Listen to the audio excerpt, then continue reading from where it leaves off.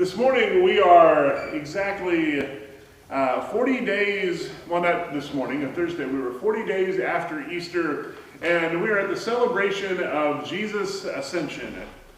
Now, that actual day is always 40 days after Easter, so it always falls on a Thursday, but very rarely in the Methodist Church, we don't have much of a celebration for Ascension Day. There are other traditions that have big meals and services, and they celebrate that in a variety of different ways, but we don't necessarily do that so much in the Methodist Church, and often we will even not do much of it even on that following Sunday, because of when Easter falls. So very often Ascension Sunday can sometimes be on Mother's Day, or it can be on any number of other crazy things that are going on in the month of Maycember. If you don't know what Maycember is, it's a new term that started floating around when the month of May that looks a lot like the month of December with all of the activities and everything that's going on, and especially if you've got kids in school, there's like 1,000 activities in the middle of the day that you're supposed to be at. And but there's a whole lot less gift giving that goes on and a lot less candy if you're an adult. So it's kind of a crazy time of year. So sometimes it gets lost in the midst of all of this. But Ascension Sunday starts this series of 3 weeks that are actually very important for us in the life of the church. It gets us from Ascension Sunday this week to next Sunday, Pentecost. So be sure to wear red next Sunday just in celebration of Pentecost. And then the first Sunday of June for us this year is Trinity Sunday. And these are 3 important weeks that really set for us the tone of God's ongoing promise to us in this day, not just in the stories that we read in Scripture, but for us in our lives in this day. And so we're going to take some time over these 3 weeks to really kind of dig into that. And then we get to the long summer season on the church calendar of what's known as ordinary time. That's when you'll see Janice and Georgia and all of them, they'll change the pyramids up here in front from red next week to green, and then they'll stay green for seemingly ever and ever and ever and ever before they get switched back, before we start our next major season. But I want to take us into Ascension Sunday this morning with a story. And this comes from my very first year in ministry. I was there, and I was an associate pastor at this parish of church, as you all have heard me talk about this before. We were sitting in a Bible study one day. This has been like 20 years ago now, so I'm not completely clear on all the details anymore, but we were sitting in a Bible study, and I don't remember how the topic of conversation came up. It might have been even getting close to this time of year. And my senior pastor that I was serving under made the only somewhat tongue-in-cheek response to someone saying that in the resurrection, I hope I'm resurrected back into my 40-year-old body and not my 70-year-old one. Like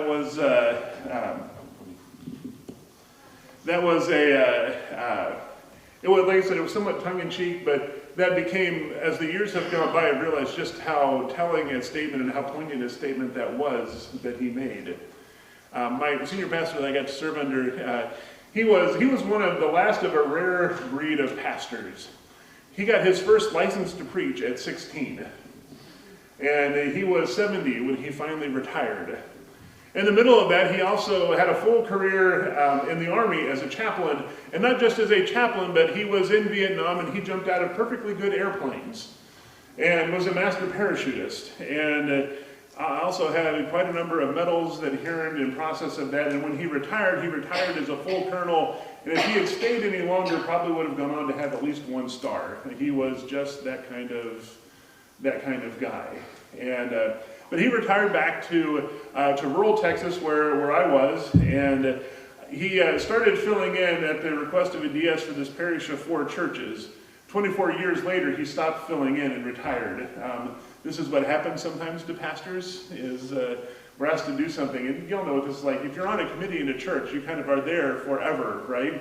And so that's where he was, and he would occasionally get a phone call from the bishop or from a district superintendent saying, "Jimmy, we really need you to go down to this church in Dallas and to straighten them out. They've got some problems, and we need you to go down there and fix them." And he'd look at them. Now, you need to know something about this. Was in the North Texas Conference. Everyone in the North Texas Conference, about 95% of the pastors there, all wanted to be in the Dallas-Fort Worth Metroplex. Now, there were a lot of churches in that area, so I mean, you could, but that's where they all wanted to be because that was where all of the stuff was that was going on. And not everyone could be there. And so he would get this call. He was one of that rare few that would tell the bishop, no, I'm not going to move. I don't want to go there.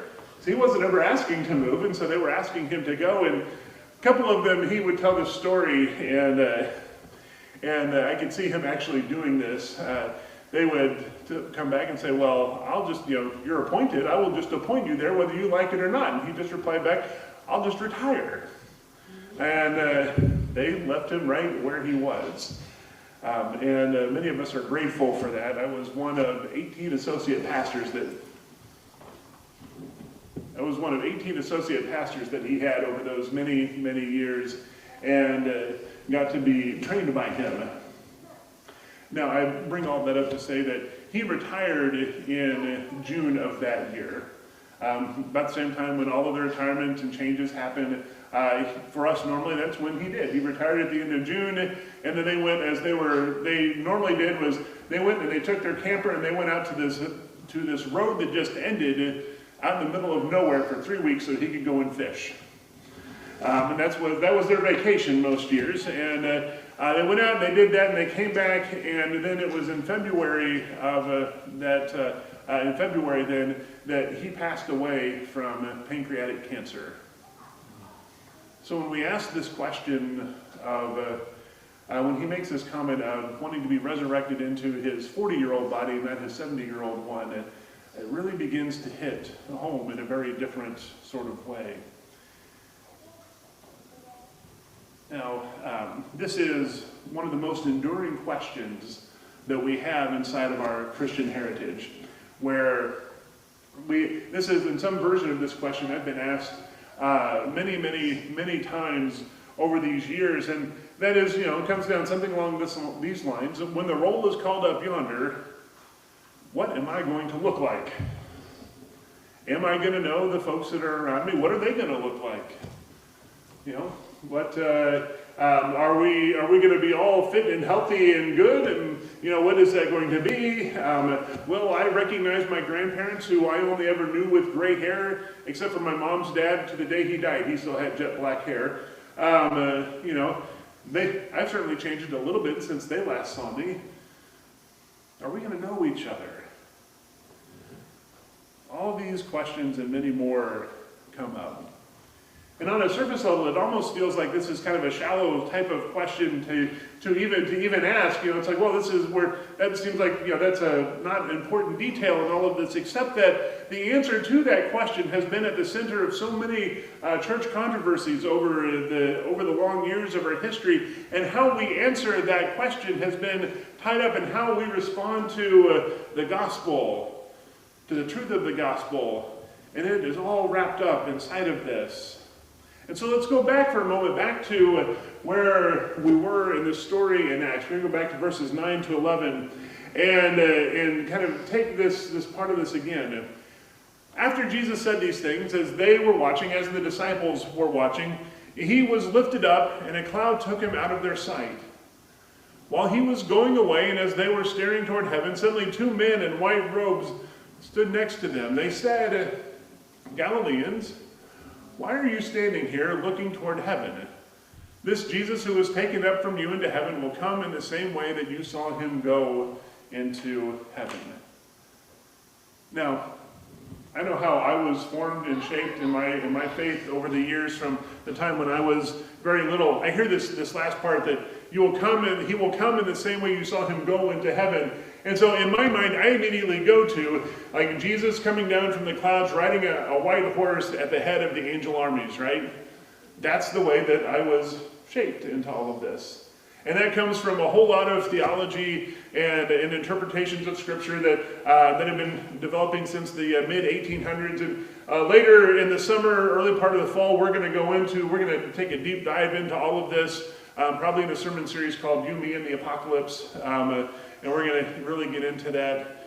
But but I've still got a lot of work to do before I can do that. So we're going to come into that. But so we have this image that has built up because this is the way that we have been taught, that we've been shaped, that we've been formed. That Jesus is going to come back in power and authority and all of this, but that's not what we're told here. And I think that there's something much deeper than that is going on. We go back to what it says there. Jesus will come back in the same way that you saw him go. Jesus will come back bodily just as we saw him go, not just as a spiritual being, but both fully human and fully God, fully incarnate and fully divine. That same person that left, that's how he will come back. He doesn't need to be at the head of all of the armies because this is already all his. He will come in that same way. And this is so that we can know the truth of the gospel. What makes Jesus believable in the good news that he gives to us is that he is one of us, but he is also God, fully God. And that was what made him different from all of the other sets of beliefs that people had at the time. Those other beliefs didn't ever mean as much as they thought they did, and they couldn't because ultimately the gods that they had weren't relatable. Or they were all relatable, but in the very worst sorts of ways. If you've ever read a lot of mythology, you know all the stories that are out there. Those beliefs didn't mean a whole lot, and they were ultimately shown to be of false gods. Jesus comes and says, I can come completely into this world because it is mine. It is a world, it is my world. And I'm going to do this so that you can know me. He says to the disciples first when he appears to them on that Easter morning, but then later to Thomas who wasn't there, he says, Thomas, come and touch my side. Know that I'm here. And it's not that Thomas gets up there and his hand passes through Jesus because he's some sort of ghost or something, but he goes up, Thomas can go and he can touch Jesus' side because Jesus is fully there and present with them. And then they saw him go as he ascended completely and bodily into heaven as a sign for us also that we will do the same. Remember, Jesus goes to make clear for us the path that we follow, to set the way that we will go, and he goes ahead of us so that we will know what to do. This is a sign for us that this is what this will look like. Now in 1 Corinthians 15, Paul takes this a little bit farther and gives us some great imagery to work with and how this happens. And he describes this by saying that we will be raised into spiritual bodies. And this is where we need to be careful because if you've ever met people, you know that we get to certain things and we just stop reading after that. The number of controversies that have happened in the church because folks just stopped reading there where Paul says, we'll be raised into spiritual bodies, and they're like, hey, this is good. Like no, there's more of chapter 15 there, folks. Because Paul is very clear after this saying, and by this I don't mean that you're going to be some sort of, George Lucas in Star Wars gives us a great imagery of this, like some sort of force ghost. Slightly translucent and sparkly, but standing there people will kind of see you and know who you are. This is not what Paul is talking about.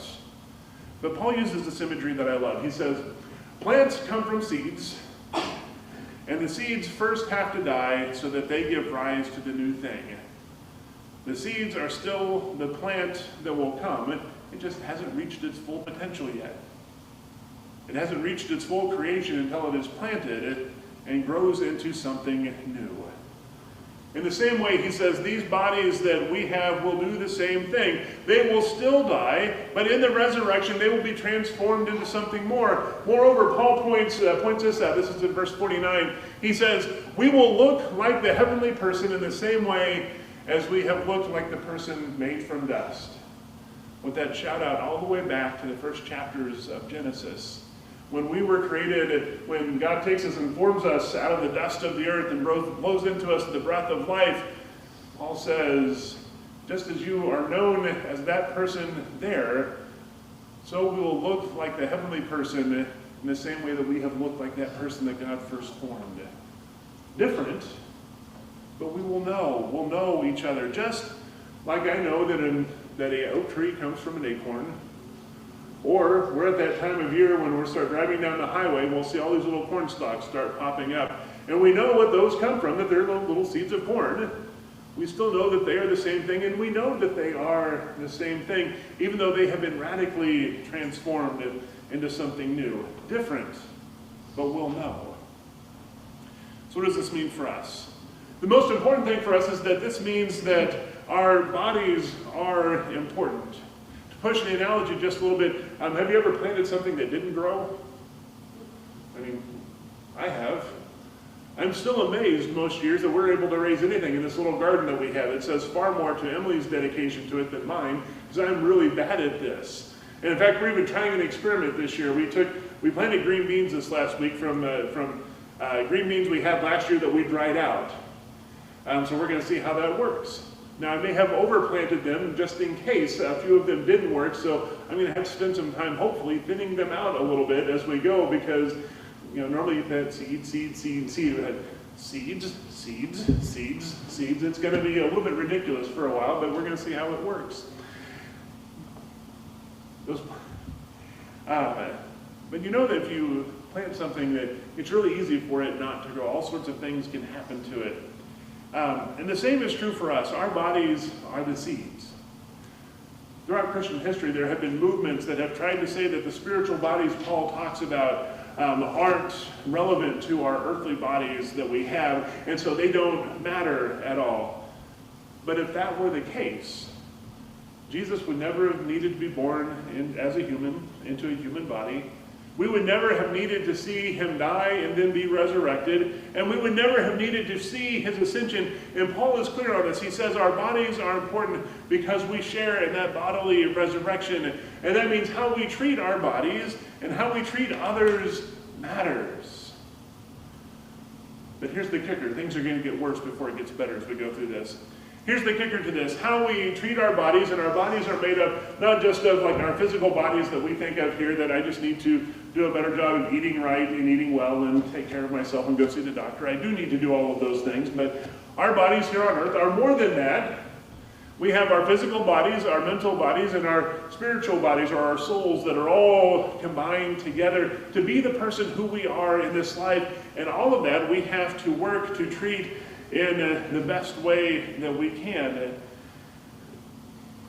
And how we treat our bodies can take us away from the resurrection. Now this is where the analogy begins to break down a little bit, is that you don't ever get just a partial resurrection. It's all or nothing. It's one or the other. There's no, like growing a plant but having no flowers on it. So if we treat these parts of our bodies in harmful ways, it can take us from the resurrection. That is what sin does. Like I said, it doesn't get better yet. We're still getting there. Because part of that also is wrapped up in how we treat others. Remember the command that Jesus gave when he asked, what is the greatest command? He said, he replied and he said, it is to love the Lord your God with all your heart, all your soul, all your mind, all your body, and all your strength, and to love your neighbor as yourself. All of these things are tied together. And so how we treat others also matters. It won't take their resurrection away from them, but it might take ours from us. If we treat them badly and not in the ways that Jesus teaches us, it will hurt us, not them. And that sounds harsh, doesn't it? So here's the good news. The good news that comes to us from Jesus' resurrection that gets reinforced at his ascension, and then at Pentecost, and then we pull all of this together in our understanding of the Trinity. And this is God's ongoing promise to us, his covenant that continues with us through today, and that is that we have grace. Grace, grace, marvelous grace. What Jesus did for us didn't just cover one sin one time. If that were the case, then that would lead to a partial resurrection, and a partial resurrection is no resurrection. But God's grace that comes to us through Jesus Christ is all-encompassing. If we look to God and accept that grace that he gives to us and seek to live a life that is guided by that, then we will be fine, even when we mess it up.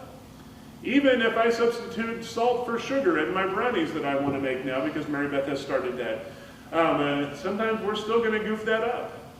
And that's okay, because God's grace covers us, so long as we are working in that direction. But that means we have to live that life. Not so that we get our ticket punched to get into heaven. That's the wrong kind of resurrection thinking. But we live a life that knows the greatest commandment, to love God and to love others, and to know that that impacts us in many ways. We'll dig more into what that really means as we go through the next couple of weeks, especially next week as we come into Pentecost. But for now, go with this. Go with the freedom of a seed that knows that it has all the potential to grow into something more. Because Jesus showed us that it will happen. Go and live a life that is looking towards its death and resurrection, and knowing that we will be changed and transformed into something new and great. And go and live that life and share it with others also who need to know the same thing. Go in the grace of a Christ who the disciples saw ascend into heaven, and who we know will come back again in the same way that he went, fully and completely with us. Let us go and do this in Christ's name. Amen.